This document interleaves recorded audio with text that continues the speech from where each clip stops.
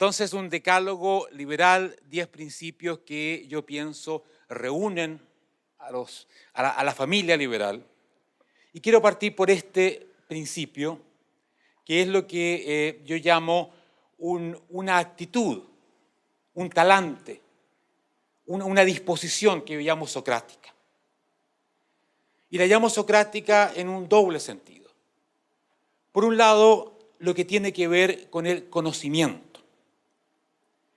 Porque los liberales no pertenecemos a aquellas familias que creen que lo saben todo, que han descubierto las leyes de la historia, que tienen en 4 libros encerrado lo que es el ser humano, su destino y, en fin, que lo que hace en la tierra y por qué y para dónde va.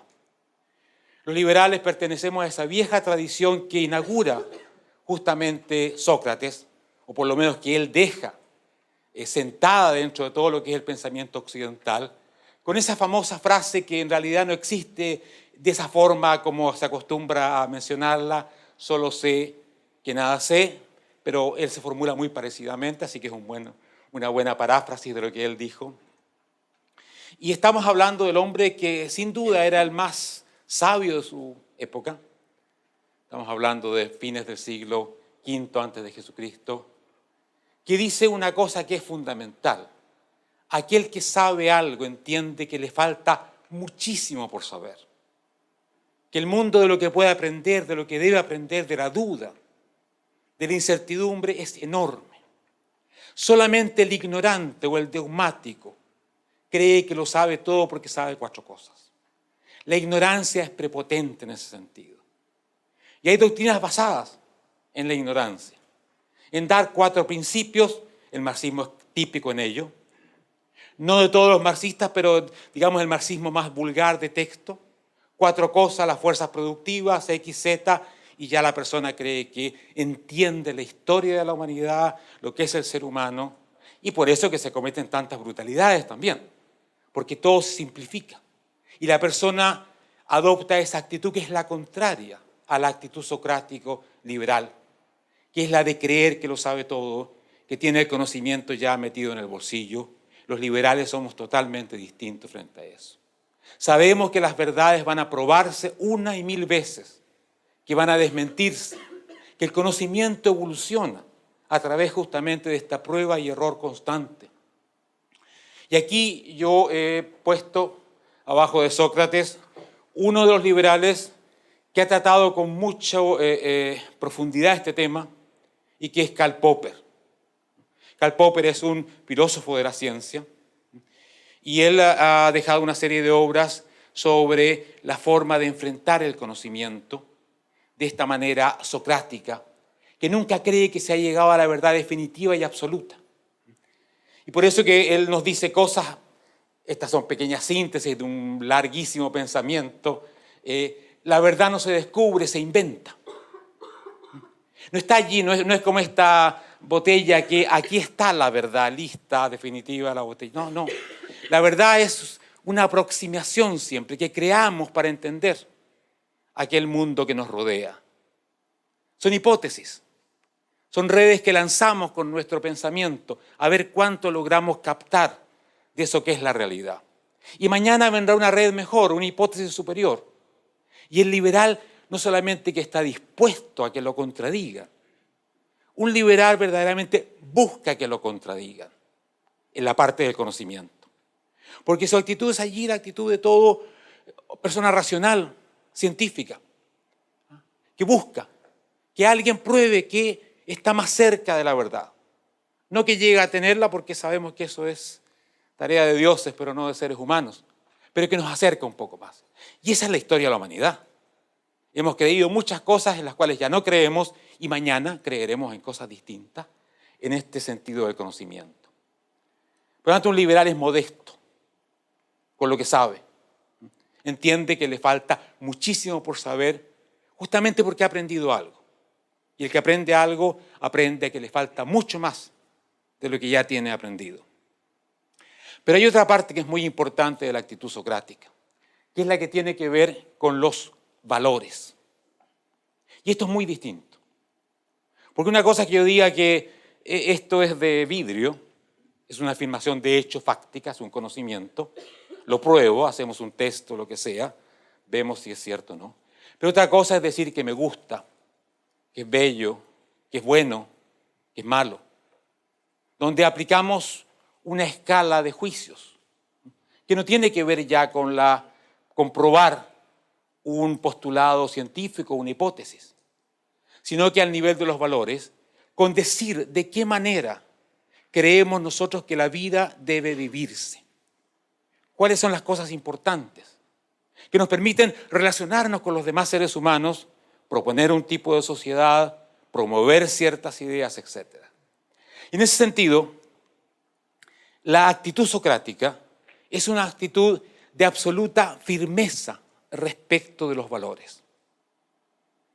Es decir, la actitud socrática es una combinación bastante especial de esa modestia frente al conocimiento, pero a la vez una capacidad de luchar por ciertos principios, ciertas ideas, ciertos valores en los cuales la persona cree. Y esto Sócrates lo dejó quizás más bien plantado todavía que su famosa frase "solo sé que nada sé", cuando decidió morir por no traicionar ciertos principios. Podremos estar de acuerdo con su decisión o no, pero fue su juicio. Cuando a él lo condenan en un juicio que es horripilante desde muchos puntos de vista, pero que sigue el proceso justo de lo que era el Estado de Derecho ateniense, en ese año triste para la historia que es el 399 a.C., cuando una gran asamblea en realidad condena a Sócrates.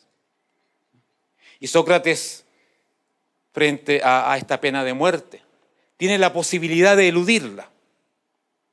Hay un famoso diálogo socrático sobre eso. Sus amigos le ofrecen la salida para que no tome la cicuta y no muera. Además le dicen, pero si este juicio fue una aberración, esto es una locura, ¿cómo?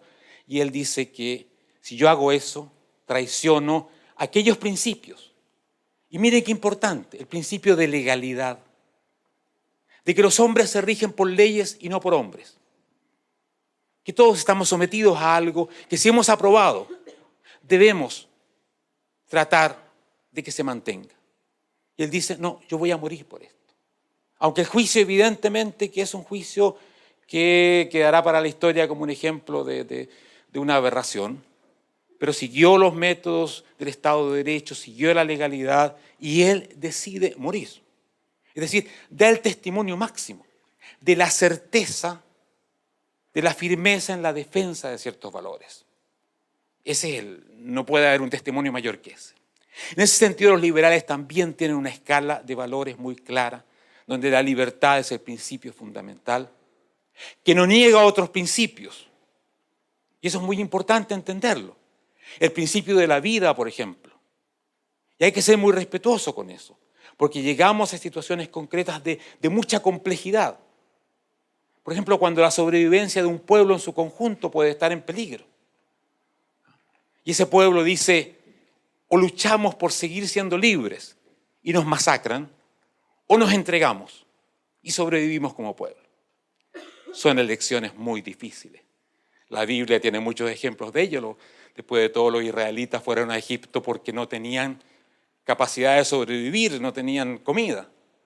Y tuvieron que acercarse a Egipto, donde había la posibilidad de sobrevivir simplemente. Y aceptan la esclavitud, someterse al poder. Pero los liberales, lógicamente, que ponemos la libertad como el valor superior. Y a partir de ello hacemos una serie de juicios concretos en el momento concreto.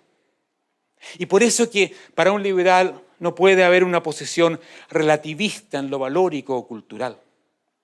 Un liberal jamás puede decir que todas las culturas valen lo mismo, o me dan lo mismo, o no me importan, pero bueno, cada uno no. El liberal juzga las culturas, los principios, justamente desde el punto de vista de la libertad individual. Y hay culturas, expresiones culturales concretas, que serán muy respetables como tales, pero que, violando el principio de la libertad, de la integridad, de la igual dignidad del ser humano, son para nosotros inaceptables. Y no nos cabrá duda de decir, mira, esa cultura tendrá 1000 años, pero resulta que yo no la acepto. Por más cultura que sea, por más 1000 años que tenga, porque yo tengo unos principios de cómo la vida debe vivirse, ¿no?, que chocan fundamentalmente con este tipo de postulado. Esta posición relativista, ustedes saben, ha sido muy importante, muy discutida, y yo creo que es uno de los peligros más grandes de hacer que todo vale porque es cultura. Para nosotros no es la cultura lo que vale, es la libertad del individuo. Y de allí juzgamos la cultura. En realidad el liberal es un individualista metodológico. Está preocupado siempre del ser concreto, que va a vivir bajo ciertas condiciones. Y no de cosas abstractas como la cultura, la sociedad, etcétera, sino que trata de fijarse qué grado de libertad permiten este tipo de organización social o económica o lo que sea. Entonces esta es la actitud socrática, una combinación no fácil de modestia frente al conocimiento y a la vez certidumbre respecto de una escala de valores. El segundo punto que yo quiero destacar es, yo le llamo aquí apuesta, es la convicción, pero no es solo convicción, voy a desarrollarlo un poco, de que los seres humanos pueden vivir mejor a través de la creación de aquello que un gran liberal, que está acá ya a sus 80 algo años, que se llama Hayek, llamó el orden espontáneo. Pero que indudablemente que otro gran liberal del siglo XVIII, Adam Smith, nos había hecho su teoría de la mano invisible, como se le llama, que es una muy mala metáfora, por supuesto, porque es como que hay una mano invisible. No, la idea del orden espontáneo, la idea de Adam Smith, es que no hay manos visibles ni invisibles. Hay una multitud de manos, de intenciones, y que van en un interjuego espontáneo, logrando las mejores soluciones para los seres humanos. Es decir, nosotros creemos algo que es, de alguna manera, un poco difícil de entender para muchos. Porque la idea normal es que para que funcionemos como seres humanos, tiene que haber alguien que nos ordene, que nos diga qué hacer, que nos planifique. Porque si no somos como bestias que nos vamos a matar, comer y hacer terribles cosas. Y, por ejemplo, en América Latina, donde nos hemos comportado como bestias tantas veces, existe la idea de que si se deja en libertad a la gente se va a comportar exactamente de esa manera. Se va a agredir, etc. Por lo tanto, es necesario que venga el gendarme, en Venezuela le llaman el gendarme necesario, a poner orden en estos seres humanos que no pueden convivir si no hay ese orden impuesto. Es decir, en Latinoamérica y en muchas otras partes, existe la creencia de que si el hombre es libre, pasa al libertinaje, lo que es una idea muy distinta de la libertad. No tiene nada que ver, la libertad exige responsabilidad, reglas, vamos a ver un montón de cosas de esas. Pero existe esa idea, libertad es libertinaje, por lo tanto tenemos que tener un policía que le dé palo a la gente, si no esto no se ordena. Los liberales creemos que existe esa posibilidad, no solamente que existe teóricamente, sino que se ha ido construyendo a través de la historia del ser humano. Lo creemos, por supuesto, como un postulado valórico, como la libertad. Es ese valor central que organiza nuestra escala de valores. Lógicamente que la propuesta de un orden basado en la libertad individual, y no la libertad de un tirano, por supuesto, para imponernos lo que quiera, tiene para nosotros un sentido valórico claro. Preferimos eso, buscamos eso. Pero no solamente eso lo que es importante considerar. Junto a ello, y aquí por ejemplo Hayek es muy importante, estudiando las situaciones donde surgen estos órdenes espontáneos, como la economía de mercado, como el idioma, como el derecho. El derecho nació antes que el Estado. Es decir, la mayoría fundamental de las creaciones humanas han surgido de los intercambios humanos, sin que nadie decida, Internet. ¿Quién hizo Internet? ¿Quién la inventó? ¿Qué comité central se detuvo un rato, juntó a 10 expertos y dijo para allá, para acá, esto, juntamos acá, hacemos Wikipedia, hacemos todo? No. La maravilla de Internet es que dijo aquí hay un espacio para que cada uno haga un poco lo que quiera. Hay ciertas reglas mínimas, por supuesto, pero ahí está la libertad. Claro, empezó la libertad a funcionar. A Pedrito le gustaban los perros y escribió sobre los perros y de repente tenemos un montón de información. Y después otros los gatos y lo que sea, y en fin, y liberales y comunistas. Y de pronto se abre un mundo extraordinario de información que ningún planificador, ningún genio de la computación ni nadie hubiese podido crear de esa manera que está siendo todo el tiempo creada por nosotros, por todos.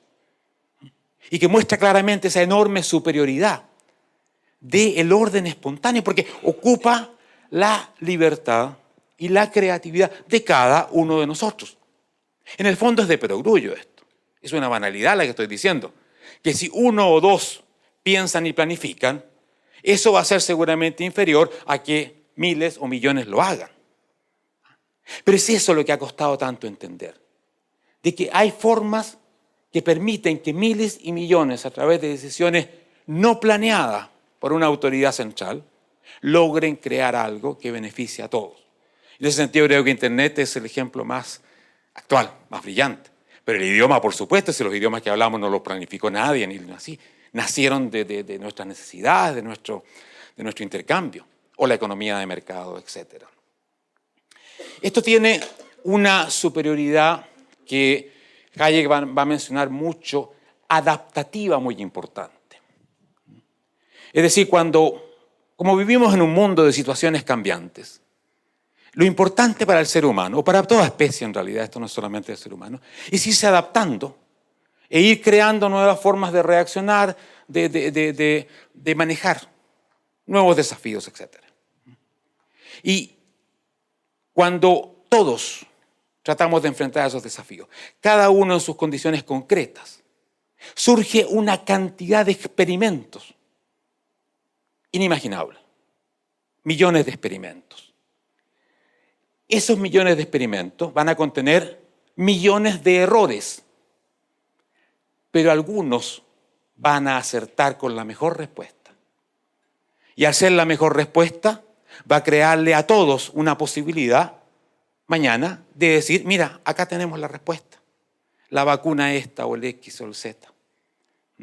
Lógicamente que esos millones de experimentos son superiores a 2, 3, 10 experimentos de grandes gobiernos, regímenes centralizados o planificadores. Que los hay y que los hacen, por supuesto. Si cada país tiene un montón de comités de planificación para muchas cosas y que pondrá a sus 10 científicos mejores a tratar de experimentar sobre X cosas.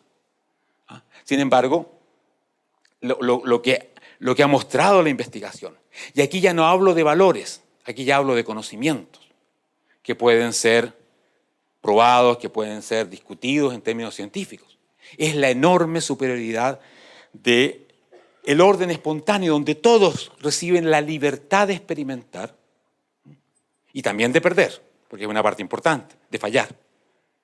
Pero eso también es importante, porque cuando en la Unión Soviética se le ocurrió a Stalin plantar X cosa, porque uno de sus científicos le dijo que eso era el socialismo científico convertido en tomates, más o menos así, no tan vulgar como yo lo dije, pero más o menos. El señor se llama Lysenko y creó toda una ciencia socialista de qué plantar y qué no plantar. Y claro, Stalin se fascina con esto y le dice, bueno, vamos. Y comienzan a no experimentar en pequeñito como cada uno de nosotros, sino que a experimentar en grande. Y el experimento en grande sí resulta muy bien, pero si fracasa, fracasa en grande también. Por lo tanto, el riesgo de la centralización de las decisiones es enorme. Y su capacidad de encontrar soluciones correctas es muy pequeña. Por eso que los órdenes espontáneos tienden a ser superiores a cualquier orden planificado. Porque el fracaso cuesta menos. Es el caso de la economía de mercado. Quiebra esa empresa, qué doloroso, qué terrible, y las noticias lo dicen, por supuesto, y todos nos ponemos tristes. Pero no quiebra todo el Estado. no quiebra toda la rama industrial. Ese experimento tiene un costo que se va a limitar a ese empresario, a esos trabajadores, lo que siempre es muy penoso, pero es limitado. Cuando una economía socialista planificada se orienta mal, mete todo el aparato productivo, como hizo Fidel Castro con la zafra de los 10 millones y como han hecho todos estos experimentos de locura. Y toda la economía marcha para allá. Y como además marcha detrás del líder, sábelo todo, el tremendo, magnífico caudillo, y que nadie le puede decir que no, todos se lanzan al experimento fatal de hacer lo que el caudillo se le ocurre. Y un país entero. El caso de China, millones de muertos con el famoso gran salto adelante de Mao. ¿Quién le iba a decir que no a Mao? Sí, hizo un experimento, le fracasó y los chinos pagaron centralizadamente el precio. Eso es muy importante. También es muy importante la superioridad productiva. También es esto un postulado de hecho.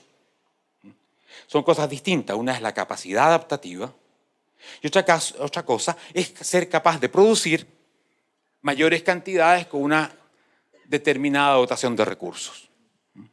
Lo que tiene ambas cosas están muy relacionadas. Y la economía de mercado ha mostrado una capacidad enormemente superior a cualquier otro sistema, justamente de incrementar la capacidad productiva.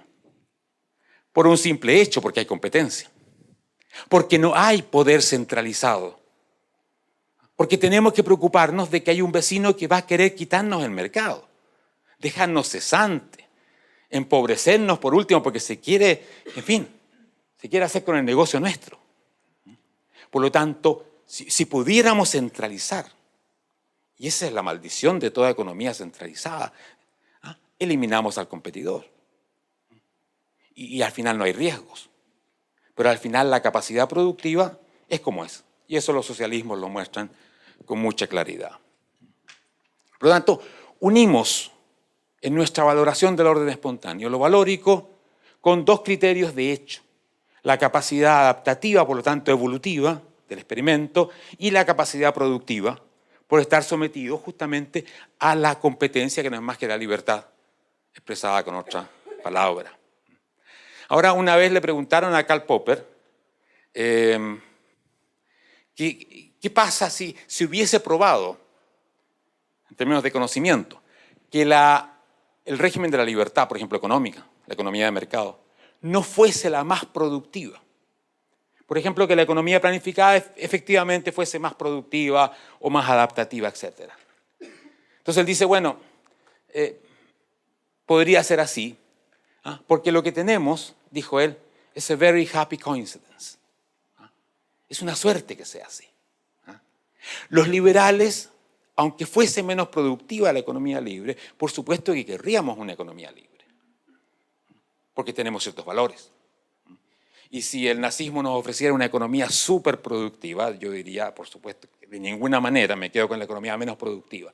Sin embargo, existe, en este caso, una coincidencia feliz, según las palabras de Popper, de que coinciden estas cosas.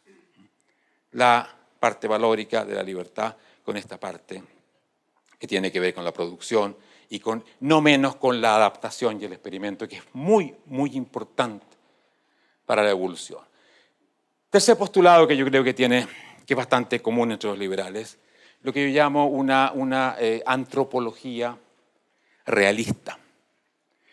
Toda filosofía, toda visión del mundo, como se le llame, tiene ciertos postulados sobre lo que es la naturaleza humana, sobre lo que es el ser humano. Y por supuesto que en el pensamiento liberal los hay. Y a los que he puesto acá no son nuestros amigos, sino que son gente que está muy distante de esto, pero que puede ejemplificar algunos de esos postulados que los liberales no aceptamos.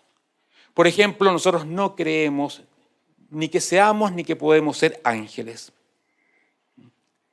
Porque si lo fuéramos estaría todo resuelto, como alguien dijo por ahí, no sería ni política ni Estado. Los liberales no creemos eso.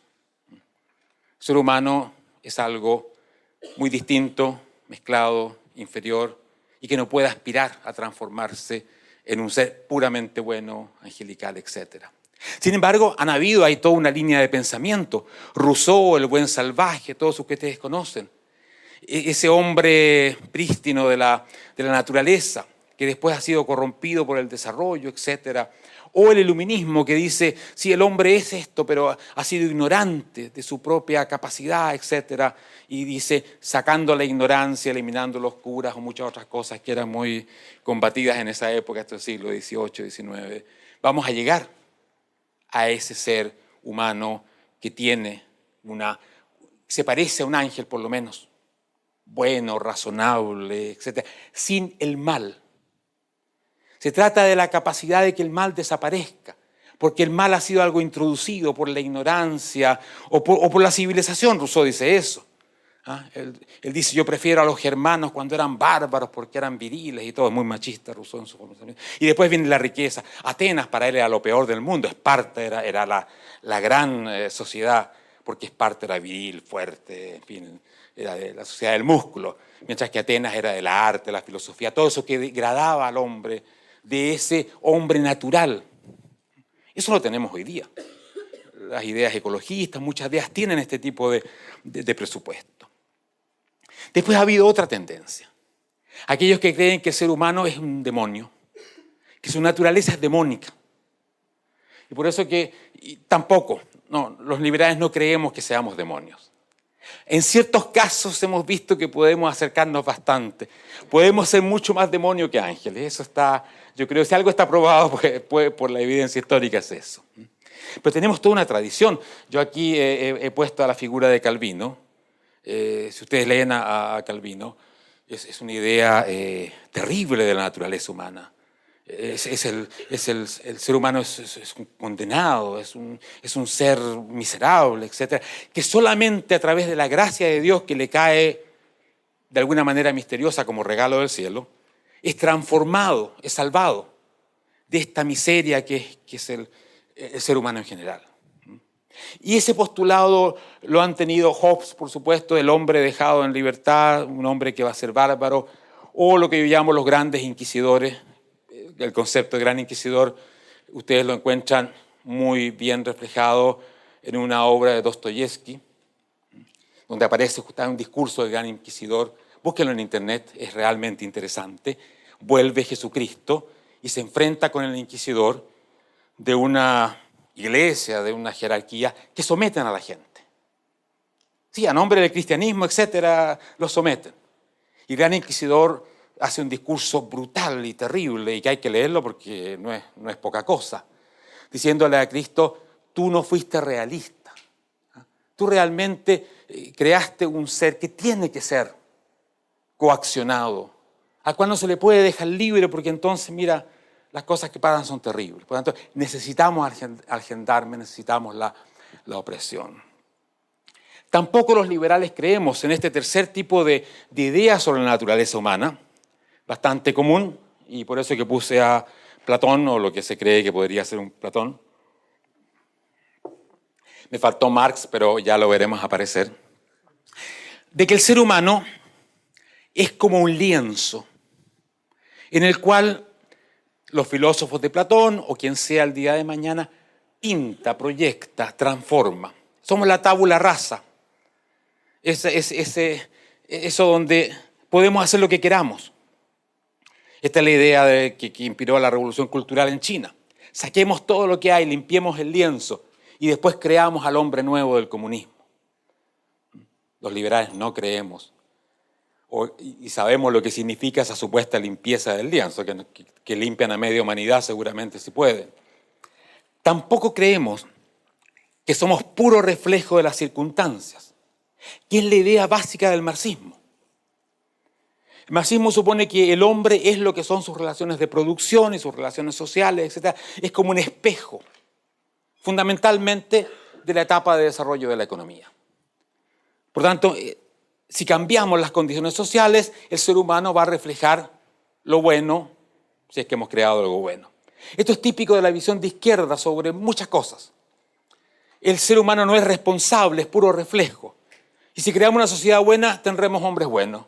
Y como la sociedad actual es mala, por eso que tenemos un montón de gente que se comporta de manera que no corresponde. Los liberales no creemos en ninguna de estas cosas, sino que tenemos una posición que acepta que el ser humano tiene una naturaleza contradictoria, mezclada, donde el mal está y va a seguir estando, y el bien también, en distintas dosis, bajo distintas circunstancias. Y lo que el liberalismo busca es contener el mal, no eliminarlo. Esto es muy, muy importante. Las utopías buscan eliminar el mal, crear ángeles, sacándonos una parte de lo que somos, para lo cual hay que ejercer una violencia tremenda. El liberal trata de crear reglas, formas de conducta, modos de convivir que limiten el mal, su impacto, o que lo canalicen incluso si eres muy egoísta, pero mira, creamos una economía donde tú, para ser rico y para ser egoísta, para beneficiarte a ti mismo, tendrás que beneficiar al prójimo y venderle cosas que le gusten. Esta es la idea de Adam Smith. Si bien Adam Smith no ocupa la palabra egoísmo, que es selfishness, sino que ocupa la palabra self-interest, que es un poco distinta. Pero, en fin, aceptemos egoísmo como traducción. Él dice, pero pongámoslos al servicio de nuestro bienestar. Creemos un orden que exige que incluso el egoísmo pase por el sedazo del bien de otro, que se llama el mercado, es decir, las relaciones voluntarias y no coactivas de unos por otros. Si tenemos relaciones coactivas, yo puedo imponer lo que yo quiera. Pero en una relación que no es coactiva, que es voluntaria, yo debo buscar la aceptación de mi producto, de mi esfuerzo, lo que implica que tengo que pensar en el otro para poder ser egoísta. Esta es la famosa idea que en fin resume todo lo que Adam Smith nos dijo. Parece poco hoy día, pero es realmente mucho y fue muy importante. Esa creo que es una antropología. De eso surge una visión antiutópica. Es decir, que como no podemos ser ángeles, tampoco podemos construir sociedades para ángeles, sociedades perfectas. No podemos crear las utopías, sino que siempre tendremos sociedades que tienen virtudes y tienen defectos. Y solucionaremos problemas, pero surgirán nuevos problemas. Más aún, cada solución conlleva un problema. Y eso lo sabe cualquiera que ha solucionado algo, que aparece una cosa nueva de pronto como producto de la solución. Por lo tanto, que esto es como una marcha que nunca termina de hacer un poco mejor las cosas, pero sin creer que hay una sociedad perfecta a la cual llegamos, como el comunismo, o como el reino de los cielos, o como ustedes quieran llamarle. Entonces está todo listo y es perfecto, que es la gran utopía. Bueno, ahí hay uno de los arriba de los que ha postulado todo esto. Visión autoutópica, pero optimista y rebelde. Voy a tratar de decir un par de cosas. Por supuesto, contra los paraísos terrenales, los hombres nuevos. No hay idea más peligrosa que la idea del hombre nuevo, porque es una idea genocida. Es un llamado a eliminarnos a nosotros, hombres viejos, aunque ustedes sean jóvenes, pero pertenecen al mundo viejo. Es decir, a meterlos en campos de trabajo, de reeducación, eliminarlos si son demasiado burgueses, o demasiado poco arios, como en el mundo de los arios, o demasiado poco islámicos, como en el mundo de los fanáticos musulmanes. En fin, cualquier cosa que no pertenezca a esa pureza que define el hombre nuevo, el superhombre de que hablaba Nietzsche, o en fin, toda esta historia que ha sido una de las cosas más terribles. En la Edad Media los fanáticos religiosos hablaban del hombre bueno, que era una especie nueva de hombre también, que además no se sometía a ninguna regla porque ya era un hombre medio divino, etc. O sea, la historia de la humanidad tiene toda una trayectoria imaginando la utopía y esos seres que van a poblar la utopía, con las cuales, o a partir de los cuales, se los contrapone a los seres actuales para someterlos, para castigarlos, para decir, a ver tú, mira mi modelo, ¿eres así? No, claro, seguro que nos faltará mucho a todos, incluso a nuestro amigo acá. Entonces vamos, hay que impresionar, hay que meterlo en prisión, hay que reeducarlo, y etc. Por lo tanto, el pensamiento del hombre nuevo, de la utopía, es una de las cosas más peligrosas. La idea de limpiar el lienzo, ya hemos hablado. Si es la idea básica de todo estos totalitarismos. Crear un ser puro donde vamos a proyectar todo lo ideal, todo lo bueno, una persona sin el mal. O diría un racista, nazista, sin ninguna mezcla racial, con sangre pura. La idea de la pureza es lo más terrible que ha existido en la historia de la humanidad. Porque nos permite depurar, devaluar a ciertos seres humanos porque los consideramos mezclados, imperfectos, contaminados, etc. Así se han masacrado, pero cantidades inimaginables de personas. Creo que una persona que ojalá ustedes lean algún día es este hombre que está aquí abajo. Si ese es el héroe de las utopías, miren, seamos realistas y hagamos lo imposible. Justo. Y por ese camino vamos eliminando y matando gente y todo, porque hacer lo imposible es justamente crear las utopías. Y por eso que llegan donde llegan, no es casualidad. Este hombre es el antimodelo, es el ícono liberal, por lo menos mi ícono liberal, Albert Camus, premio Nobel, un hombre notable que escribió un libro notable que se llama El hombre rebelde, que yo, del año 51, yo se los recomiendo realmente. Y es un largo libro sobre todas estas cosas, y él tiene una frase que es la que yo copié ahí: para ser hombre, ser humano, renunciar a ser Dios. Renunciar a ese juego peligrosísimo de creernos con un poder de poder cambiar nuestra naturaleza, todo lo que somos, de reinventarnos de esa manera típica de los socialismos, de los nazismos, de todas estas utopías. Renunciar a ello. Aceptar lo que somos, esa antropología. Claro, esto puede, frente a las antropologías utópicas, etc., esto no es tan exaltante, que te proponen el hombre nuevo, el paraíso en la tierra. Nosotros le decimos, no, oye, mira, lo que te proponemos es que aceptemos y va un poco mejor, porque hasta ahí llegamos porque somos seres humanos y vamos a seguirlo siendo. Y nos podrás meter en la cárcel, pero vamos a seguirlo siendo. Claro, resulta menos quizás atractivo en cierto momento, pero creo que es la idea de lo perfectible. Los liberales creemos en que se pueden perfeccionar las cosas, pero no creemos en lo perfecto. Cada cosa en cada momento puede ser hecha un poco mejor. Cada sociedad, en fin, nuestra convivencia, el amor que tenemos, lo que sea, todo se puede mejorar un poco. Pero ojo, no hacerlo perfecto, porque entonces cruzamos esa línea que no debemos cruzar. Por lo tanto, somos rebeldes. El liberal debe ser rebelde. Debe estar disconforme con todo aquello que se puede mejorar. Todo desde las cosas prácticas, que puede ser el hambre, la opresión, la discriminación, todo que por supuesto que nos debe indignar y debe ser una cuestión fundamental. Pero no revolucionarios. Porque el revolucionario es el que tiene una idea de cómo va a cambiarlo todo y crear una sociedad perfecta. Eso el liberal no lo tiene.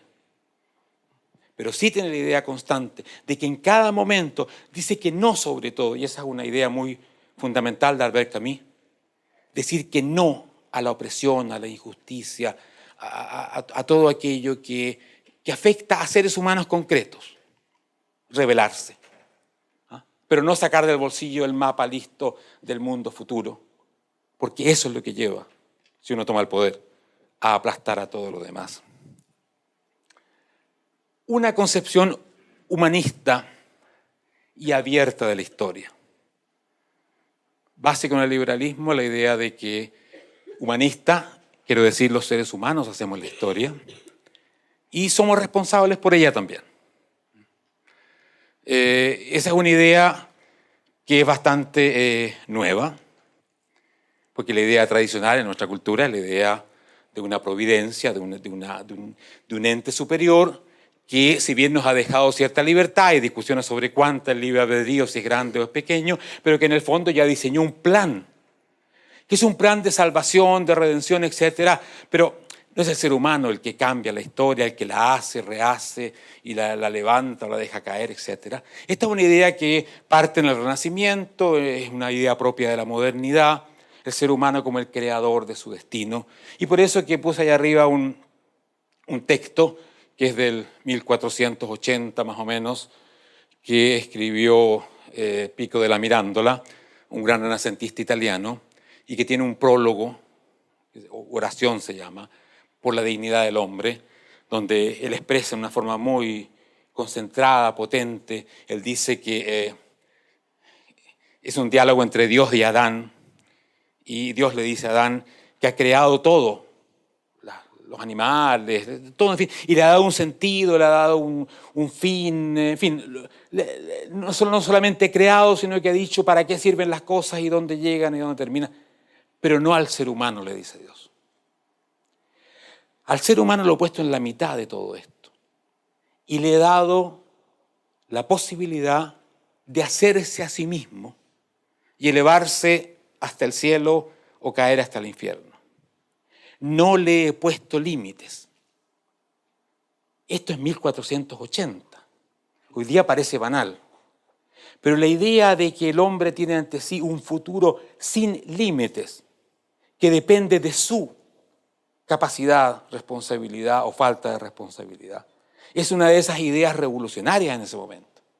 Están cambiando una visión y están cambiando el equilibrio entre lo divino y lo humano, radicalmente. Pasando al humano, sin por ello negar lo divino, pero evidentemente que poniendo en lo humano esa responsabilidad esencial por el desarrollo de lo que hacemos. Y Karl Popper, claro, también, porque Karl Popper ha trabajado mucho esto y tiene un concepto que es muy importante, conocido, probablemente ustedes lo conozcan, que es el concepto de historicismo. Tiene una obra que se llama La miseria del historicismo. En esta obra, que es su gran obra, La sociedad abierta y sus enemigos, habla muchísimo de esto. El historicismo es fundamentalmente la idea de que la historia humana está preescrita, o está escrita, o tiene un libreto, como diría nuestro amigo Vargas Llosa, que los hombres no conocen, pero que está rigiendo la historia. Puede ser la providencia, las fuerzas productivas del marxismo, la naturaleza de Aristóteles o de Kant, etc. Hay un libreto. Y el que conoce el libreto, conoce el futuro. Por eso los marxistas creen saber lo que va a pasar mañana, porque como conocen las 4 cosas que le han dicho, ya creen saber lo que es la historia, creen saber también el mañana, etc. Tal como una persona creyente sabrá, mira, algún día va a volver Cristo y va a pasar esto porque la Biblia nos dice esto. Aquí está el libreto. Después las otras son pequeñas variaciones, pero el libreto estalla y viene de una mano no humana. Es con esa concepción, lógicamente, que rompe el liberalismo y dice el libreto lo hacemos nosotros para bien o para mal, lógicamente. Y bueno, Karl Popper, que trabajó mucho esto, nos dejó esta frase que es muy interesante. Él dice, la historia carece de fines. La historia en sí no tiene un fin, la salvación, el comunismo, el XZ. Pero podemos darle nosotros un fin, con nuestros valores. La podemos hacer historia de la libertad, no porque lo sea, sino porque lo queremos. Y si somos capaces y convencemos a muchos, finalmente terminaremos haciendo la historia de la libertad. Y si ganan los otros y hacen la historia de la opresión o de lo que sea, la harán. Podemos darle un sentido, un fin. Y por lo tanto, si la historia no tiene significado, nosotros podemos dárselo. Nuevamente es una posición un poco contradictoria. No existe el significado de la historia, el fin de la historia. Pero cada uno de nosotros puede tomar esa responsabilidad. Es lo que hacemos, de darle un sentido, de darle un fin. Y si somos muchos, crearemos entonces un orden espontáneo de ese tipo. Y la historia tendrá el sentido que le queremos dar. La finalidad y lo político, la finalidad del orden político, tema muy importante, lógicamente muy clásico del liberalismo. Quizás he gastado más tiempo en los anteriores, que son menos quizás evidentes. El orden político existe para fomentar, para posibilitar, proteger la libertad individual. El orden político no es un ente abstracto, superior, poderoso que tiene fines propios. Chile no quiere cosas, ni Venezuela, ni Bolivia. No, somos nosotros. Todas esas reificaciones, esos inventos, la sociedad quiere que todo sea blanco. ¿Qué es la sociedad? Somos cada uno de nosotros, contradictorios como somos, etc. Y el sentido del orden político es asegurar el máximo de libertad posible para nosotros. Ahora, posibilitar y proteger son cosas distintas, por eso las marqué, y voy a decir un poquito sobre ellas al final, pero porque una cosa es proteger la libertad que ya existe, y otra cosa es posibilitarte más libertad. A lo primero le llamamos libertad negativa, usando un concepto muy clásico, muy difundido por un famoso filósofo llamado Isaiah Berlin, y a la otra la llamamos libertad positiva. Por ejemplo, si tú no sabes leer, yo te digo, mira, que tenemos una escuela para que aprendas a leer y amplíes tu libertad de conocer. Otra cosa es decir, sabes leer o no sabes leer, pero yo te protejo la libertad que tienes ahora. Pero en fin, y ahí tenemos una discusión liberal importante, legítima. ¿Cuánto es puro proteger? ¿Cuánto posibilitamos? Pero les menciono eso para que vean que allá hay un conflicto interesante. Creemos, por supuesto, que el orden político es necesario, lo que seguramente nos separa claramente de toda tendencia anarquista real. Y este es el principio de partida de, por ejemplo, el señor que está allá al medio, que es John Locke. Todo su tratado, el segundo tratado sobre el gobierno civil, se basa en esta idea de que para poder afirmar la libertad, tenemos que entregar algo de esa libertad. Por lo tanto, la afirmación social en sociedad, como dice él, de la libertad, presupone una claudicación de una cierta parcela de libertad. Esa parcela que nos permite crear tribunales, que nos permite que la fuerza coactiva esté concentrada en algo que llamamos Estado y no la lleve cada uno en su bolsillo y la ejerza subjetivamente. Que no juzguemos a partir de lo que yo quiero y lo que tú quieres, porque seguramente terminaremos de una manera poco pacífica. Es decir, hay ciertas condiciones para que, como decía Locke, nuestro estado de libertad natural no pasa a ser un estado de guerra. Y eso implica crear la legalidad. La legalidad que implica estados, tribunales, delegar la coacción y el derecho de juzgar en un ente, que tratamos de controlarlo lo mejor posible, etcétera, pero que nos va a permitir ejercer el resto de las libertades. Por lo tanto, un liberal que dice la libertad es hacer todo lo que yo quiera, es que no ha entendido absolutamente nada de lo que es el liberalismo. Primero, porque siempre presumimos la responsabilidad.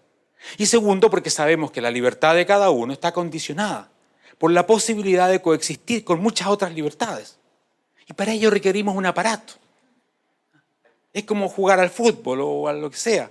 Si decimos, ya, jueguen como quieran, probablemente terminaremos a las patadas muy rápidamente.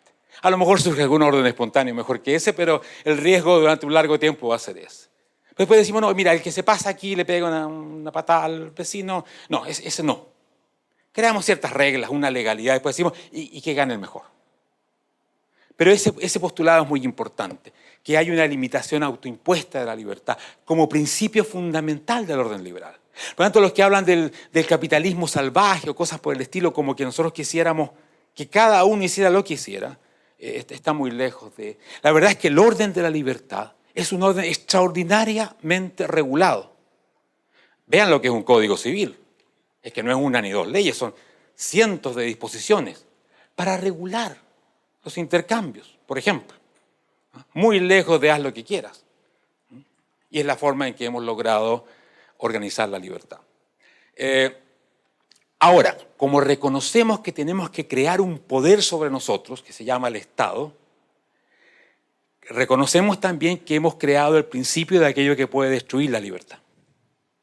Y esto es lo que nos confunde a veces. Decimos, no, ningún Estado, ningún impuesto, nada, porque después nos va a comer todos los ingresos, etcétera, etcétera. Sí, eso entendemos. Que el Leviatán está ahí esperando, y los burócratas, y los que sean, y los políticos, y quien sea. Todo poder tiende a aumentarse y a someter al resto. Por lo tanto, el liberalismo trata de crear la limitación necesaria de la libertad, pero mucho más que eso, de crear la limitación necesaria de aquel poder que hemos creado para que podamos vivir en libertad. Por eso la idea de la división del poder, del Estado, de los poderes del Estado, de controlar, de limitar, es fundamental. Y la concentración del poder, idea muy común en América Latina, con esta idea de el presidente de la Asamblea Constituyente, donde todo el poder a la mayoría lo gana todo, lo cambia todo, etc. Se concentra todo el poder y el poder ejecutivo termina dictando las normas del judicial y de todo, etc. Eso es absolutamente antitético con el liberalismo, por supuesto. porque el poder es peligroso, pero es necesario. Es como el dentista, a lo mejor que es necesario que no, que sé yo, a nadie le gustan los dentistas, por lo menos ir al dentista no es muy agradable, pero sabemos que hay un mal peor, pero a nadie le gustaría darle al dentista el derecho a ir más allá de lo que es estrictamente necesario. Ese balance es muy importante para el liberal, ambas cosas. Muy importante, por lo tanto, la amenaza de todo autoritarismo, que es la pérdida de control sobre el aparato político, que la democracia nos ofrece como única alternativa, sin que por ello la idealicemos tampoco. Y entender hoy día especialmente la amenaza que significa la idea esta de la democracia ilimitada, el mayoritarismo. Yo tengo el 50,1% de los votos, cambio la Constitución, cambio todo, me declaro presidente elegible hasta que me muera, etcétera, y listo. Que es lo que vemos muy habitualmente. Y esto se hace dentro de la democracia y con la mayoría. Algunos de los mejores liberales, no está ahí, Tocqueville, dijo que si bien la opresión de algunos era bastante dura e insoportable, cuando la mayoría ejerce la opresión de la minoría es mucho peor, porque es la mayoría mal que mal. Una cosa es un tirano con sus 4 ayudantes y sus militares o lo que sea, y otra es cuando hay una mayoría real que sigue al tirano y que te oprime en cada rincón de la sociedad. Es decir, a lo que llegó el nazismo, a lo que ha llegado el comunismo, cuando crean todas esas sociedades cuya represión, si bien se basa en una policía especializada, que es muy importante, la Checa, la Stasi o la Gestapo, pero se basa fundamentalmente en que en cada barrio hay esa cantidad de gente importante que está mirando, que está controlando, etc. Por supuesto que esa opresión es la más terrible. Es una cosa hay una gran discusión dentro de ciencia política hoy día sobre esta democracia pervertida y liberal. Se llama justamente el término en inglés de democracia iliberal. Hay unos grandes artículos sobre eso. Y creo que esto es algo muy importante. Piensen ustedes, por ejemplo, que Hitler llegó mal que mal por los votos al poder. Y seguramente tenía una gran mayoría de la población consigo. Y, por ejemplo, el islamismo en el mundo árabe está justamente tratando de ganar elecciones y las puede ganar para imponer un orden que hace retrotraer a la sociedad a una fase medieval, podríamos decir, donde no hay separación entre religión y vida social, etc. Puede ser la mayoría, y puede ser una gran mayoría, pero los liberales estamos muy interesados en defender al individuo. La más pequeña de las minorías tiene ciertos derechos inalienables que deben ser respetados. Pero eso es uno de los conflictos más difíciles, porque ¿cómo se somete a una gran mayoría para que no haga lo que puede hacer? Porque claro, la mayoría puede hacer en principio cualquier cosa en un régimen democrático. Eso requiere una lucha cultural muy importante que tenemos que ir dando. Bueno, ya les mencioné estos conceptos. Dentro del liberalismo caben posiciones muy distintas a aquellos que dicen que solamente nos quedamos con la libertad negativa de proteger la libertad de cada uno, y aquellos que dicen no, tenemos que tener un tipo de redistribución que genere más posibilidades de ejercer libertades. Lo dejo mencionado porque es una discusión importante dentro del liberalismo. Vamos a ver. Bueno, punto muy central. Yo veo que entre los materiales que ustedes tienen se les entregó un pequeño texto de Niall Ferguson sobre la sociedad civil y la importancia de la sociedad civil. Yo creo que este es un tema fundamental. Creo que los liberales hemos acentuado muchas veces, en exceso tal vez, el mercado. Y nuestros oponentes han estado felices con eso.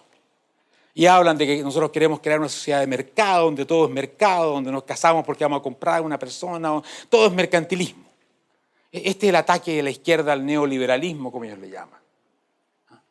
Y la verdad es que esto no tiene nada que ver con un pensamiento liberal un poco más maduro. Por supuesto que la economía de mercado es fundamental y es la economía de la libertad.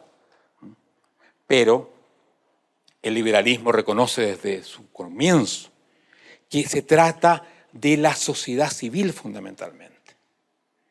La sociedad civil es lo que somos más allá del mercado y de la política, digamos. El mercado es la esfera de los intercambios indiferentes. Tú me das uno, yo te doy uno. Si no tienes uno, yo no te doy uno, punto, chao. No, la sociedad civil es la esfera del amor, de que yo hago algo a ti porque te aprecio, porque estamos bien, porque en fin. Y no quiero que me des 5 porque yo te dé 5. No, no se trata de eso.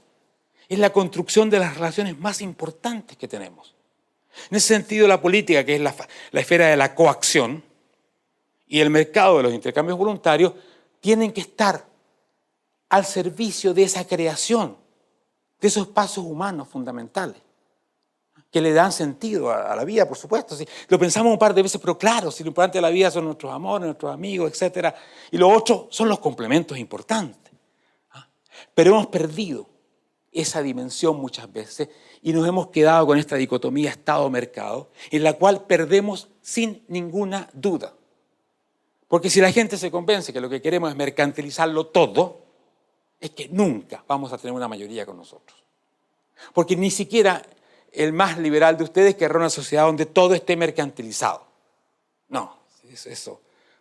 Claro, creemos en un montón de soluciones de mercado, pero no en ese tipo de ideas. Tocqueville, muy importante en ese sentido. Su texto sobre la democracia en América es fundamental. La fuerza de la asociación civil, la capacidad de resolver los problemas en el plano de nuestras relaciones cercanas, que fue su gran descubrimiento. Él quedó muy impactado con América, Estados Unidos, el norte de Estados Unidos en realidad, cuando vio esa capacidad de organizarse, que los hacía independientes del Estado. Y eso él lo impactó. Cuando los americanos tienen un problema, no llaman al Estado, al político, al no, se organizan y lo resuelven. ¡Qué maravilla! Claro, tampoco van a querer pagar muchos impuestos, porque no, pero ¿cómo si no? Una sociedad que se crea desde abajo, por sus comunidades, por sus organizaciones civiles. Eso es lo que Tocqueville dijo. Y por eso la democracia es estable, dijo él, en América.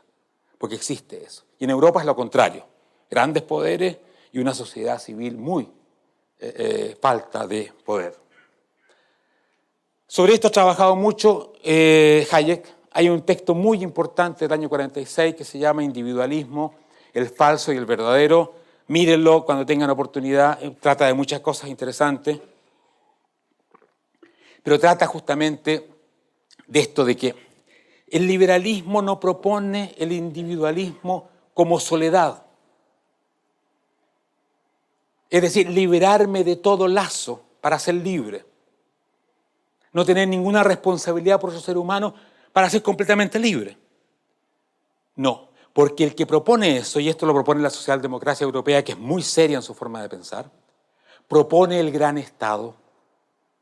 Porque para hombres solos no hay otra solución cuando necesiten el apoyo de algo que el gran Estado.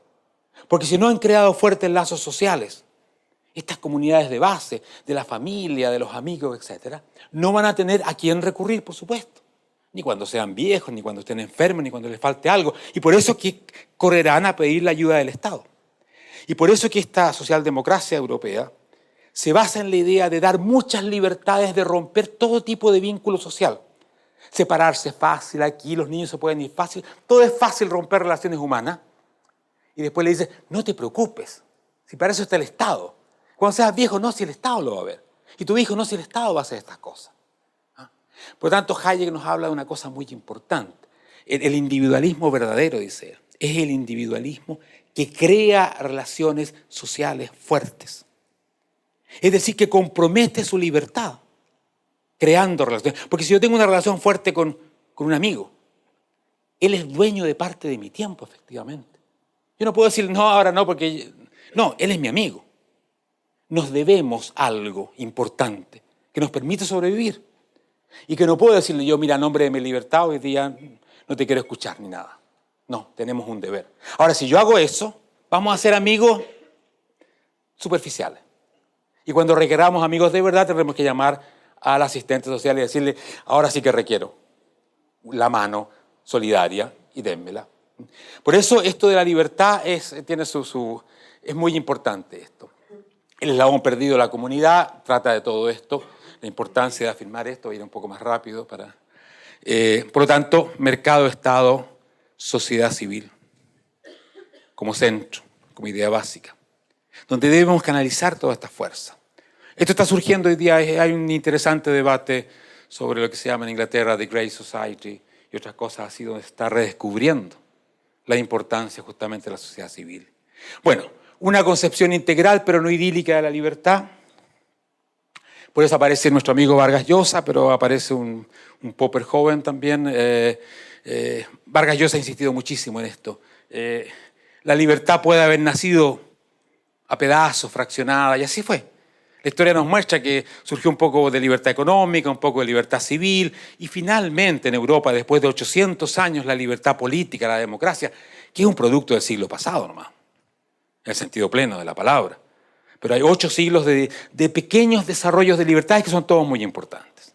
Sin embargo, una vez que llegamos a ese punto y que elaboramos un conjunto de ideas que llamamos liberales, no podemos decir, mira, yo defiendo la libertad económica, pero no me importa que impresionen a la gente porque tiene ideas X o Z.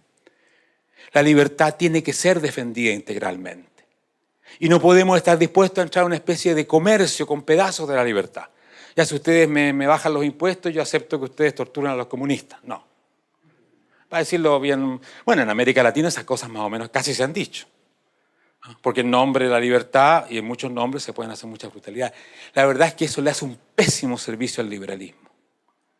Y si alguien ha salvado el liberalismo latinoamericano es gente como Vargas Llosa, que ha sabido decir, nunca vamos a comerciar con las libertades, nunca aceptaremos un tirano porque abre los mercados o hace tales cosas.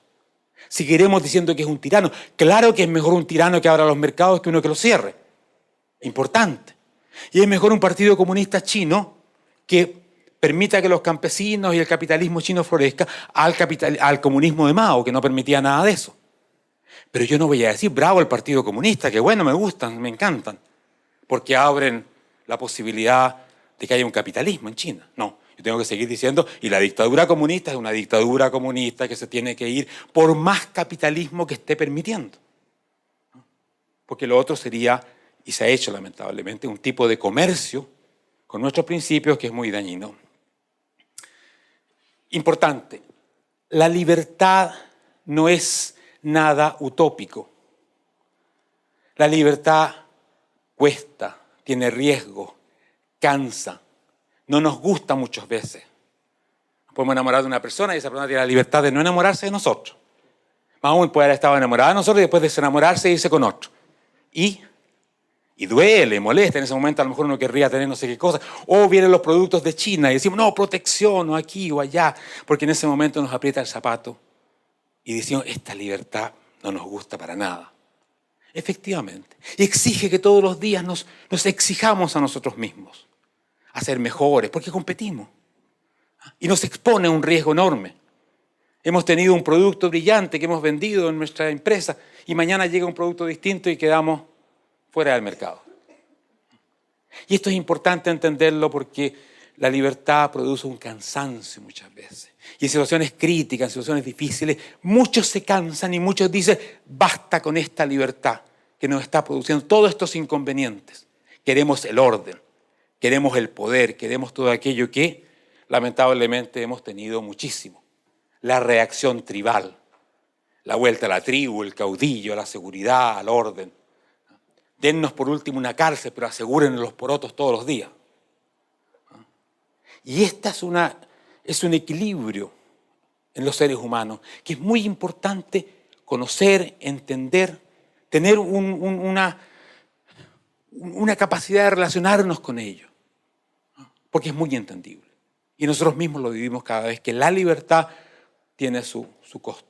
Y va a seguir teniéndolo. Y por eso que yo puse a Popper, porque Popper basa toda su teoría del totalitarismo en la reacción tribal frente a este desafío de la libertad, que tiene estos aspectos. Si fuera todo bueno y todo fantástico, es que claro, seguramente habríamos progresado mucho más, pero no.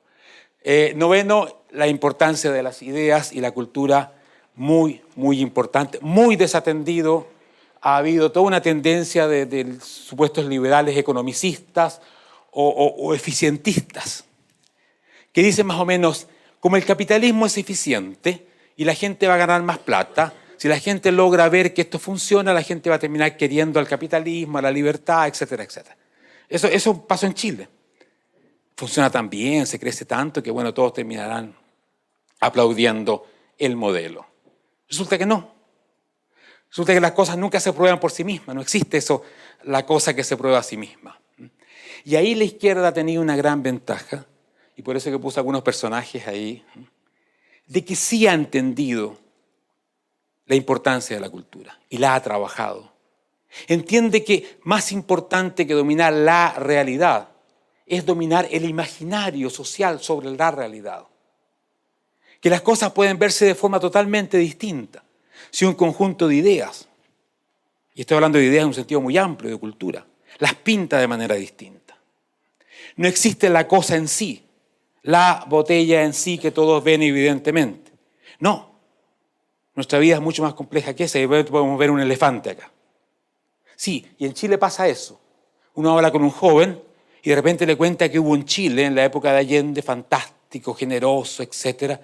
Y uno dice, pero si toda la evidencia, cualquier cifra. O hablan de la globalización como que el mundo fuera un infierno y uno dice, pero cuéntame una cifra. Y el tipo te mira y no le hace ni mella a lo que le estás diciendo. Porque se está moviendo en otro plano, en el plano de las representaciones. Y eso tenemos que entenderlo. Y la izquierda, por eso puse a Marx arriba de Hegel. Marx no es cualquier cosa. Se construye sobre una enorme pirámide intelectual que viene de muy lejos, no solamente de Hegel. O acá pongo a uno de los íconos chilenos, un gran cantautor, Jara, que era parte de esa capacidad cultural que puede hacer que la botella se transforme en elefante, la globalización en demonio y el Chile de hoy en un infierno comparado con el Chile de hace 40 años. Y esto es lamentable porque los liberales tenemos, después de todo, el mejor relato jamás contado, que es el de la libertad. Y el progreso que la libertad ha implicado. Y está implicando día a día. Y es lamentable que no podamos contar ese relato. Por eso es que es el mejor relato jamás contado, porque no hemos sido muy exitosos justamente en contarlo. Y en cantarlo. Y en escribir sobre él, etc. Importante. Y por eso es que están ustedes acá también. La batalla de las ideas no se gana con 4 frases, con así. No, tiene su costo. Los cuadros marxistas del Partido Comunista, de cualquier organización de ese tipo, han pasado por un largo periodo de formación. Por ello, cuando ustedes lo ven hablando en la calle, sale un discurso organizado, sistematizado. No nacieron ayer, no se hicieron comunistas así en 24 horas, no. Eso algunos creen hacerlo. Pero los verdaderos militantes se forman largamente. Y por eso que de pronto surgen. Aquí en Chile, lo hemos visto.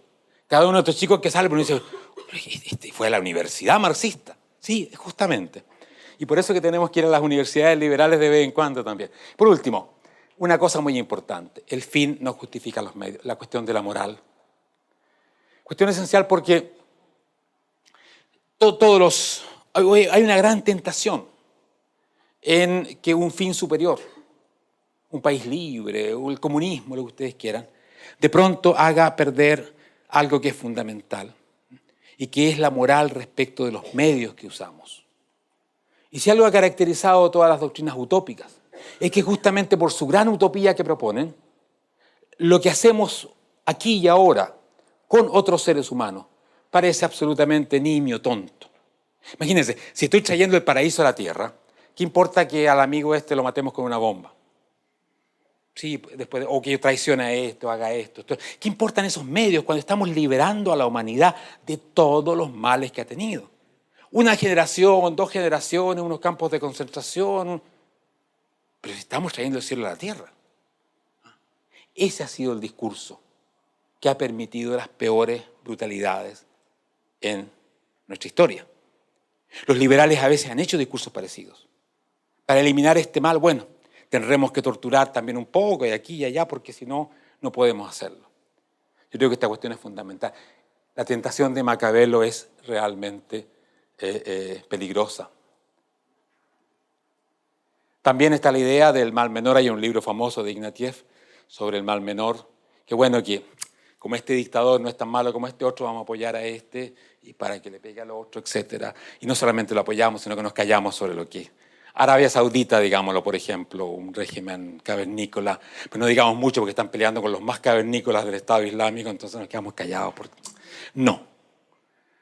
Quien hace política de esa manera está haciéndose un flaco favor desde el punto de vista de las ideas. Porque van a decir exactamente lo que es. Ustedes no creen en esto. Ustedes creen en el petróleo, en esas cosas, pero si miren lo que es Arabia Saudita.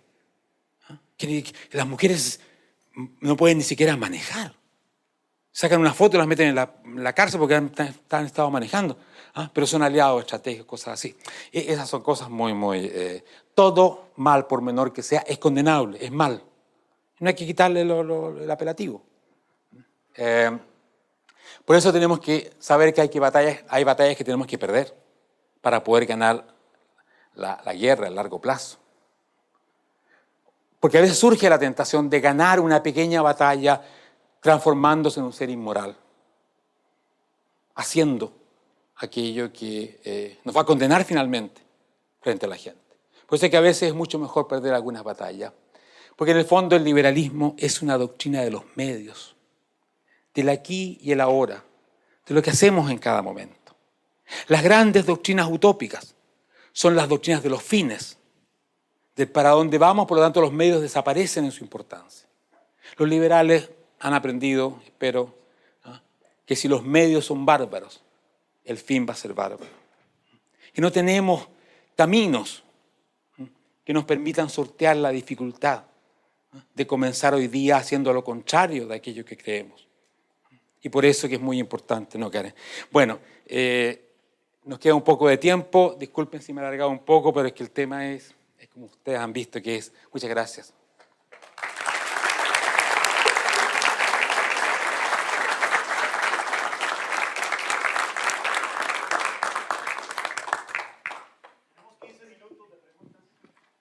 Siempre se ha buscado desde los clásicos hasta lo contemporáneo cuál es el mejor mecanismo.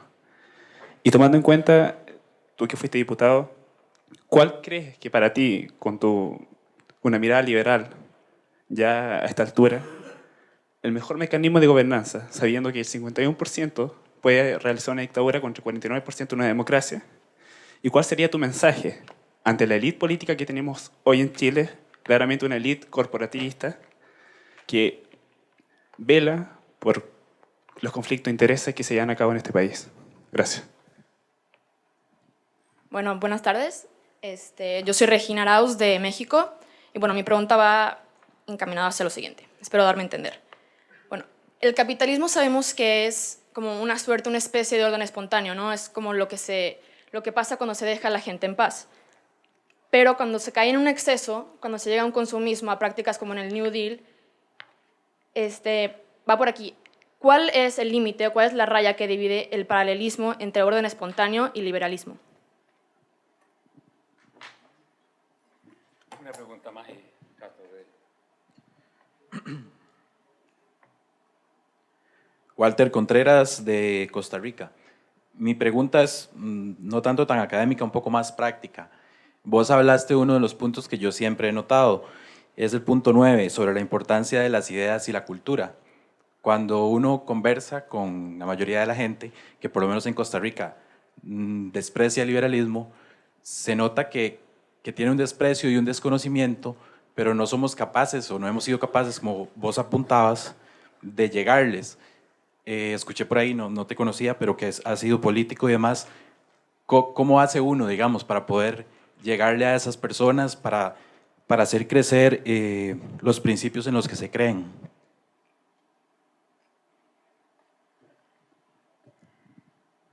Bueno, las preguntas siempre son bastante más complejas de lo que permite una respuesta corta. Pero tenemos tiempo también en las pausas, en las conversaciones que tenemos. Ahí tenemos que seguir dialogando de esto. La primera tenía que ver qué es lo que es el bien para el liberalismo. Bueno, la libertad es el bien, pero no solo la libertad. Y entendiendo la libertad como responsabilidad también. Es decir, como capacidad de hacerse cargo no solamente de uno mismo, sino que también de otros seres humanos. Porque la libertad podemos definirla de muchas maneras. Y claro, nuestra definición tiene una serie de características que quizás la alejan mucho de esa idea libertad de hacer lo que yo quiero. O que nadie me mande, o que aquí, o que allá, o no tener ninguna responsabilidad. Es realmente lo... Ahora, implica también saber hacer una serie de evaluaciones entre libertad y otros valores. Yo mencioné el valor de la vida. Por ejemplo, la igualdad. Problema importante. No es problema, es problema. ¿En qué sentido debemos considerarlo? Es un bien que todos puedan tener ese mínimo de condiciones que les permita participar socialmente. Es tolerable que no sea así. Adam Smith tiene un famoso ejemplo de lo que es pobreza relativa. Dice, hoy día en Inglaterra, cualquier trabajador para sentirse presentable y poder entrar en el diálogo social debe llevar una camisa de lino. Por supuesto que esto es mucho más de lo que los seres humanos han acostumbrado a llevar. Pero ese ser humano sería impresentable hoy día. Por lo tanto, es una condición básica de su dignidad, de su participación, tener ese tipo de acceso. Todo eso está dentro de lo que yo creo que debemos, la libertad no solamente para ti, sino que para los demás, etc. Pero yo creo que todo gira en torno a ese valor tan importante de la libertad y cómo esa libertad existe en sociedad. Que es lo importante preguntarnos. Lo que exige la consideración del otro, de sus derechos, su participación, todo aquello que puede complicar nuestra libertad, a lo mejor me obliga a hacer una cierta redistribución de mi ingreso, de mi libertad, de mi tiempo, para que hayan ciertas condiciones que yo considero que es necesario para que todos tengan acceso a esa libertad. Pero yo creo que, y esto es lo que hay que trabajar, ahí no hay una cosa fácil. Vamos a ver, ¿qué hacer? Esto de la mejor gobernanza. Para un liberal está bastante claro. El mejor gobierno es aquel que gobierna menos. Pero no que desaparece, no es eso. Para eso ya hablamos de John Locke y lo que era necesario, por supuesto. Las sociedades primitivas, como se les llama, eran bastante avanzadas algunas. Hay unos casos muy interesantes donde se elegía como rey al idiota del pueblo, para que hiciera el menor daño posible simplemente. Tenía su razón. No, los liberales no hemos llegado a la idea de que hay que elegir a los idiotas para que no gobiernen, pero sí a la idea de contener, limitar, dividir el poder, y especialmente en esto que el que planteó la pregunta, el 51% que gane y que pueda hacer lo que quiere. El orden liberal, piensen ustedes en la Constitución de Estados Unidos, está hecho para que eso no pase, para asegurar la continuidad, para demorar esos cambios que pueden ser totalmente rápidos, volubles, del 51% para allá, del 51% para acá, y lógicamente ¿por qué? Porque nosotros tememos a la dictadura de la mayoría. Tenemos que entender que cualquier acto político es un acto coactivo. Por lo tanto, nosotros nos oponemos a que se extiendan los actos políticos, ya sea del 51% o de quien sea. Tratamos de limitarlos a un mínimo de actos políticos donde la coerción es necesaria. Claro, entendemos que para transitar por las calles tendremos que ponernos de acuerdo si es por la derecha o por la izquierda. Y que tú querrás por la derecha, yo por la izquierda, y perdiste tú, tu libertad se acabó. Te metes acá. Bueno, entendemos. Pero ese tipo de decisiones políticas, tratamos de limitarla para que tu posibilidad de decidir sea la mayor posible. Por lo tanto, el orden de gobernanza que proponen los liberales puede no ser tan eficiente como puede ser la gobernanza de un personaje que acumula un gran poder.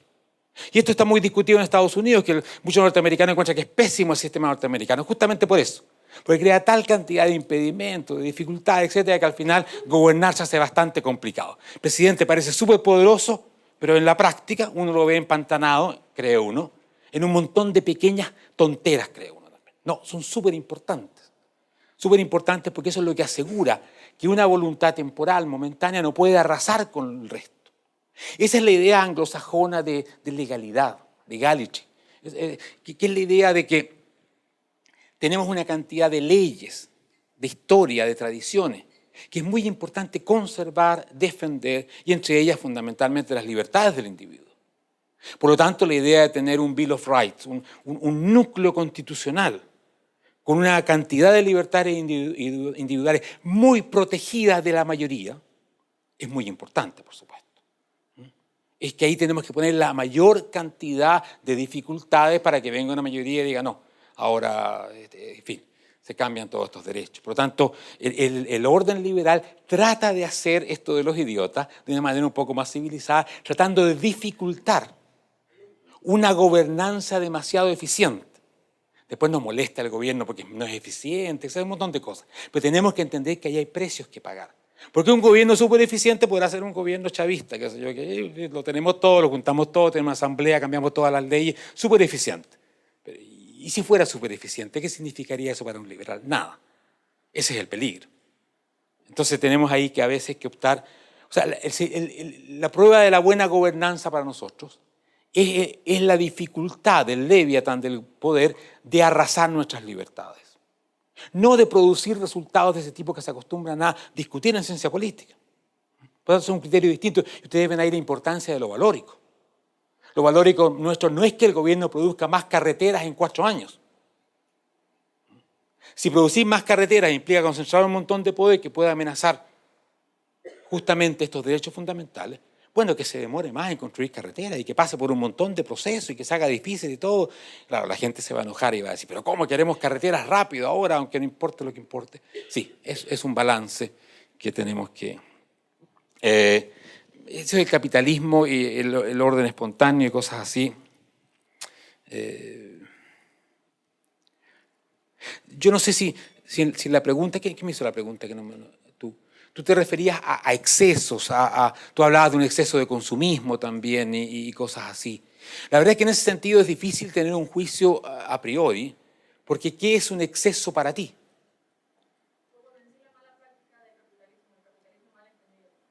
¿Qué quieres decir tú con eso, con la mala práctica? Ah, por supuesto. Si hay algo que los liberales temen, es que el Estado y el capital se unan. Ese capitalismo, porque no nos gustan todos los capitalismos, nos gustan los capitalismos, nos gusta la libertad económica. No nos gusta el capitalismo en sí mismo porque sea gente rica o que tenga un montón de... No. Y lo más peligroso, y esto lo señaló Adam Smith, vean en la riqueza de las naciones todo el tiempo, dice, si hay algún enemigo de la libertad económica son los capitalistas. Porque apenas pueda se van a comprar un político para que le asegure un monopolio. Exactamente. Los peores enemigos del capitalismo son los capitalistas.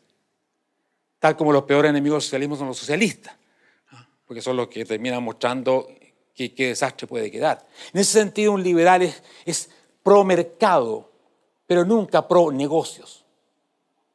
Y tenemos que ser observantes, tenemos que tener reglas. Ahora tenemos discusiones sobre cuáles son las reglas eficientes para evitar, por ejemplo, una excesiva concentración de poder, suponte, que permita prácticas monopólicas. El premio Nobel, el que sacó ahora, tiene muchas teorías sobre eso, bueno, se puede ver. Y creo que ya estamos... Sí, 5 minutos, muy bien. Y la última pregunta era la tuya, ¿no es cierto? Para llegar a la gente, contar la historia nunca, esta mejor historia nunca contada. Es que tenemos que conocer la historia. Yo te digo que lamentablemente, si yo conozco a gente ignorante en la historia, son los liberales. No mis 4 amigos que saben harto de historia, no, que son liberales, sino en general aquellos que se dicen liberales. Porque creen que el liberal no es cuestión de plata y de negocios, es bueno por los negocios. Y si un joven le dice a su padre, papá, voy a ser historiador, le dice, pero estás loco, dedícate a los negocios. Voy a ser artista, peor, ya lo meten en el manicomio, porque claro. Y la verdad es que ahí nosotros pecamos de algo que tenemos una gran responsabilidad. Hemos descuidado la cultura muchas veces, somos bastante ignorantes. Y la verdad es que para derrotar a los enemigos que tenemos que ser mucho mejores. Tenemos que tener mucho de estos encuentros. Tenemos que ir a Platón, tenemos que ir a Sócrates, tenemos que ir a Hegel, tenemos que darnos el trabajo. Por eso que yo decía, esto no es cuestión de saberse 4 frases, porque los otros saben mucho más que 4 frases. Y ahí para poder contar bien esta historia hay que empezar por conocerla, entre otras cosas. Yo creo que en todo eso nos falta mucho y yo espero que ustedes sean parte de aquellos que comienzan a poder contar esa historia. Pero implica un trabajo. Un par de preguntas más, tenemos unos 2 minutos o... Un minuto. Tenemos 2 preguntas acá rápidas, por favor, ustedes.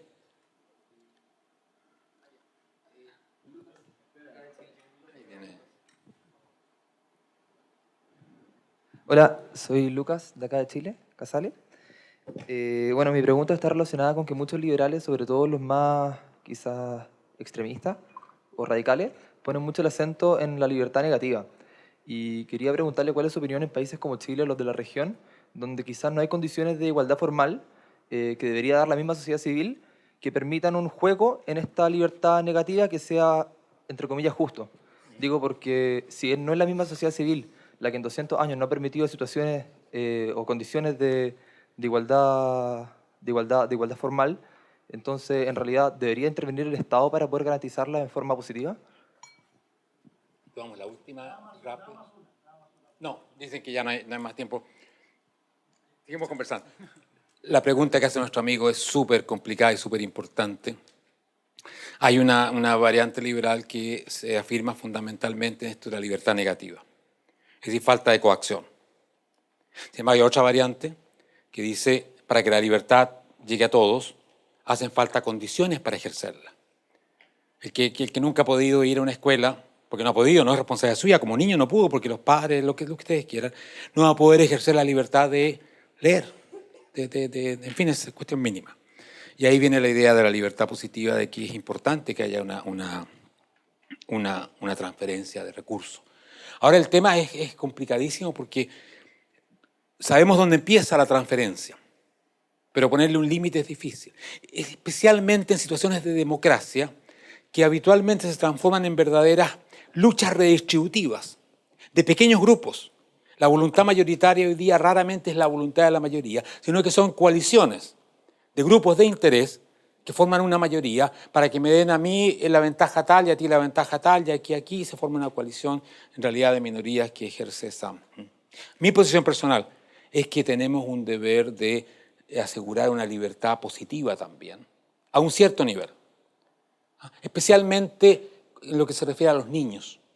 Es decir, yo no puedo aceptar la falta de libertad que no es consecuencia de un acto mío, sino que yo nací de la mala pata de nacer en alguna parte. Y el otro tiene un montón de posibilidades porque nació en otra parte. Yo no quiero con ello que cambiemos todo esto, no. Pero creo que ahí hay que tener una consideración especial para que algunos no sean perjudicados por aquello a lo cual no podemos, digamos que no tienen responsabilidad. Porque es difícil, creo yo, pedir legitimidad para una sociedad que permite un tipo de desequilibrios que no son originados en mi voluntad, en mis actos, pero que realmente, especialmente en situaciones competitivas, condena a unos a perder. Más allá de lo que ellos han hecho o no han hecho. Creo que es un tema importante para discutir, pero reconozco perfectamente el problema de que podemos abrir una compuerta que después puede seguir hasta el infinito. Muchas gracias, yo creo que ya la hora nos llegó y ahora tenemos un descanso.